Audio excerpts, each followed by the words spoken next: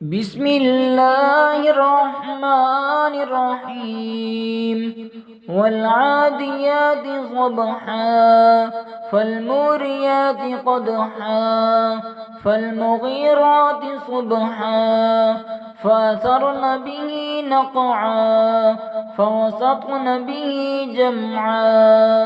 إن الإنسان لربه لكنود وإنه على ذلك لشهيد وإنه لحب الخير لشديد أفلا يعلم إذا بعثر ما في القبور